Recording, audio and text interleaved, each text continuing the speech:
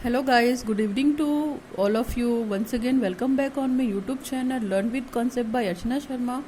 आप सभी कैसे हैं? आई थिंक आप सभी अच्छे ही होंगे, अपने घर में होंगे, सेफ़ होंगे, अपने फैमिली को सेफ़ रख रहे होंगे वाइल लॉकडाउन।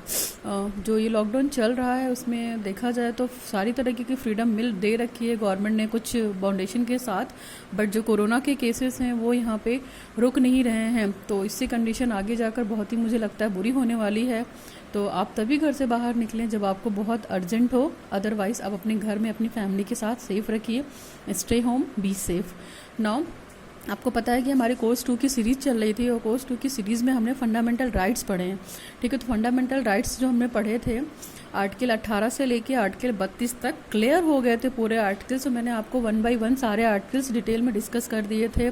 जो 6 फंडामेंटल राइट थे उसको डिस्कस कर दिया था। जो 7वां फंडामेंटल राइट जिसको अभी कॉन्स्टिट्यूशन से हटा दिया गया है, संपत्ति का अधिकार, उसके बारे में भी हमने बात की थी कि कहाँ रख दिया है, संपत्ति के अधिकार को उठाकर कानून के अधिकार में रख दिया गया है। और बाकी हमारे पास 6 फंडामेंटल राइट है और उन 6 फंडामेंटल राइट्स में कौन कौन से आर्टिकल्स आते हैं उनके बारे में डिटेल डिस्कस किया था। तो 32 आर्टिकल तक डिस्कस हो गया था। ठीक है, 32 वाला जो आर्टिकल्स था आपको पता था कि ये राइट टू कॉन्स्टिट्यूशनल एमिनिटीज़ था और सबसे इंपॉर्टेंट आर्टिकल था। इसमें 5 रिट थी और पाँचों रिटों के बारे में भी आपको बता दिया था। तो अभी जो आर्टिकल 33, 34 एंड 35 बचता है, तो थोड़ा सा इसके बारे में भी इट्स फॉर योर नॉलेज आपको पता होना चाहिए कि आर्टिकल 33 में, 34 में और 35 में क्या है। बस उसी के बारे में बात करते हैं। थोड़ा सा ही बात है, ज़्यादा नहीं है। सिंपल से मतलब है, आपको पता होना चाहिए, it's for your knowledge concern है। नाउ बात करते हैं आर्टिकल 33 की। Come to the our topic. Article 33 किसके रिगार्डिंग बात करता है? देखिए, armed forces and fundamental rights, यानी कि यहाँ पे जो आर्म्ड फोर्सेस या सैन्य बल भी जिसको हम बोल सकते हैं, ठीक है, और उनकी ड्यूटीज़। तो जो गवर्नमेंट है, ठीक है, गवर्नमेंट क्या कर सकती है, जो आर्म फोर्सेस का एरिया है या जो इसमें मतलब पार्लियामेंट के पास ये पावर होती है आर्टिकल 33 के तहत कि जो आर्म फोर्सेस है, हमारी पैरामिलिट्री फोर्सेस है, पुलिस फोर्स है या इंटेलिजेंस ब्यूरो जिसको हम खुफिया एजेंसी बोलते हैं, तो उनके फंडामेंटल राइट्स को क्या कर सकती है? रिस्ट्रिक्ट कर सकती है। क्यों? क्योंकि देखिए, जहाँ पे वो रह रहे हैं, जिस एरिया में वो रह रहे हैं, आर्म फोर्स कैंप जहाँ भी बने हुए हैं या आर्मी कैंट की आप बात कर सकते हैं, अपने इंडियन आर्मी कैंट की बात कर सकते हैं। तो क्या होता है, कैंट का जो एरिया होता है वो रिस्ट्रिक्टेड एरिया होता है, सभी को वहाँ के लिए अलाउ नहीं करते हैं। तो उनका अपना एक रूल्स होता है, उनका एक अपना रेगुलेशन होता है। तो वहाँ पे वो अपने फंडामेंटल राइट्स को प्रॉपर वे में यूज़ नहीं कर सकते हैं। ठीक है, उनको जो ये 6 अधिकार दे रखे हैं गवर्नमेंट ने, मूल अधिकार दे रखे हैं, मौलिक अधिकार दे रखे हैं, इनको वो प्रॉपर वे में वहाँ पे यूज़ नहीं कर सकते हैं। तो गवर्नमेंट क्या करती है, उनके इन अधिकारों पे रिस्ट्रिक्ट कर देती है, बैन कर देती है। कुछ अधिकार ही हैं जिन्हें वो प्रॉपर वे में अपनी लाइफ में यूज़ कर सकते हैं। ठीक है, तो आर्टिकल 33 हमारा ये कहता है। तो आई थिंक आप समझ गए होंगे कि इस आर्टिकल में संसद के पास ये पावर है कि वो जो आर्म फोर्सेस के लोग हैं उनके फंडामेंटल राइट्स को रिस्ट्रिक्ट कर सकती है। ठीक, नाउ आर्टिकल 34 में क्या है? 34 मेरा पीछे लिखा हुआ है, 35 मैंने लिख दिया था पहले, तो अभी 34 पढ़ते हैं पहले। 34 में देखिए क्या है, 34 में भी वही सेम चीज़ है। और देखिए 34, 33, 35 आर्टिकल में सब में एक चीज़ कॉमन है कि जो पावर है वो किसके पास है? पार्लियामेंट या संसद के पास है। और वो संसद नियमों के तहत उन आर्टिकल्स को रोक भी सकती है, उन पे पाबंदी भी लगा सकती है, उन पे कंट्रोल भी कर सकती है और उनको बैंड भी कर सकती है। Now come to the article 34। तो आर्टिकल 34 देखिए क्या कहता है, martial law and fundamental duty rights. तो मार्शल लॉ जिस एरिया में लागू होगा उनके एरिया वालों को, लोगों के लिए उनके फंडामेंटल राइट्स को पूरी तरीके से यूज़ करने के लिए आर्मी क्या कर देती है? बैंड लगा देती है, रिस्ट्रिक्ट कर देती है।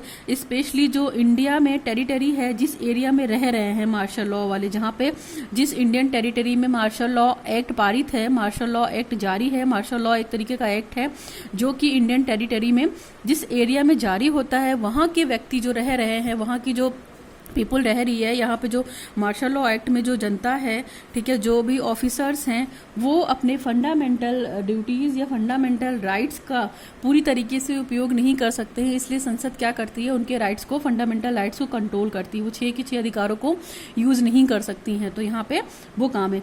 किस एरिया में? मार्शल लॉ एक्ट एरिया में, जहाँ पे वो मार्शल लॉ लागू होगा। तो वहाँ पे अपने फंडामेंटल राइट को वो प्रॉपर तरीके से यूज नहीं कर पाएंगे, वहाँ पे कुछ पाबंदियाँ मिलेंगी उनको, रिस्ट्रिक्शंस मिलेंगे बाय द पार्लियामेंट या संसद।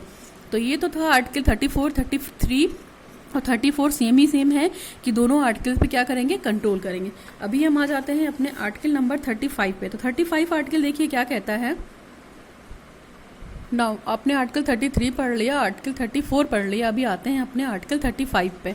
Affecting certain fundamental rights. देखिए जो आर्टिकल 35 क्या करता है, article 35 lays down the power of to make laws to give effect to certain specified fundamental rights shall vested only in the parliament and not in the state legislature।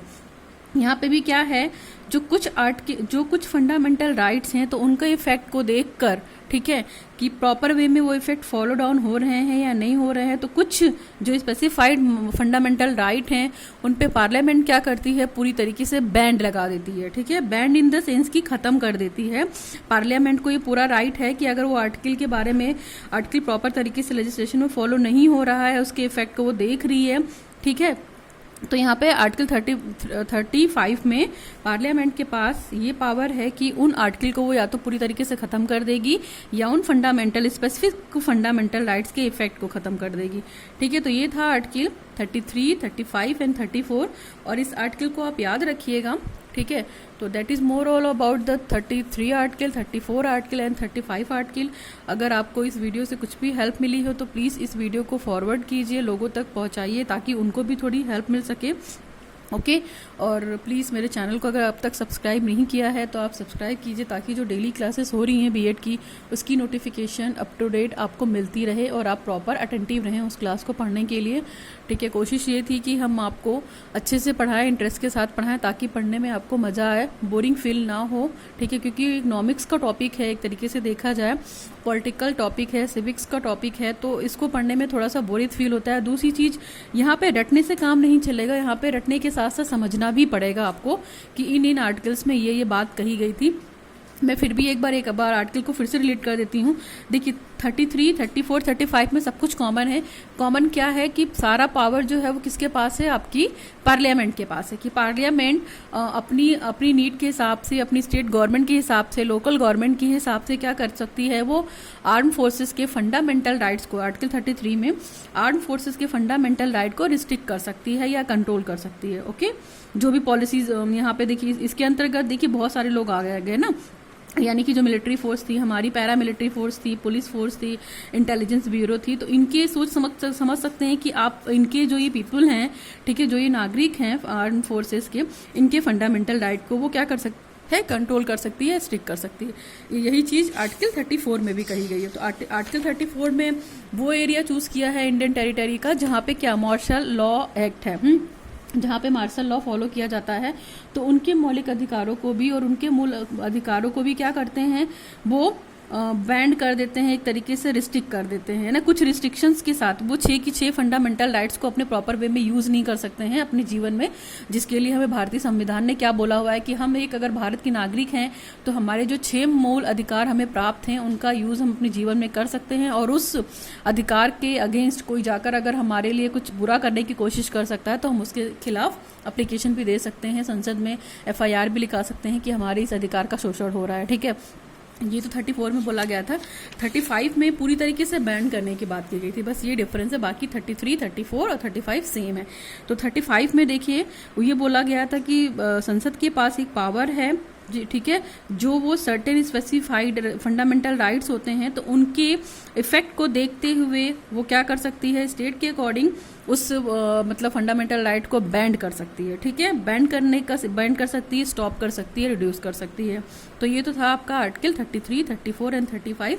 That is more all about this video.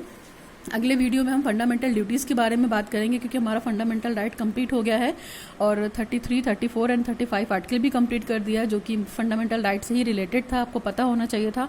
अगले video में हम fundamental duties के बारे में बात करेंगे, यानी कि हमारे मौलिक कर्तव्य क्या हैं, हम भारत के नागरिक हैं तो, ठीक है। तो उसके बारे में डिटेल में बात करेंगे। आज की वीडियो में सिर्फ इतना ही। Thanks for watching the video. Learn with concept by Archana Sharma. Signing off. Thanks.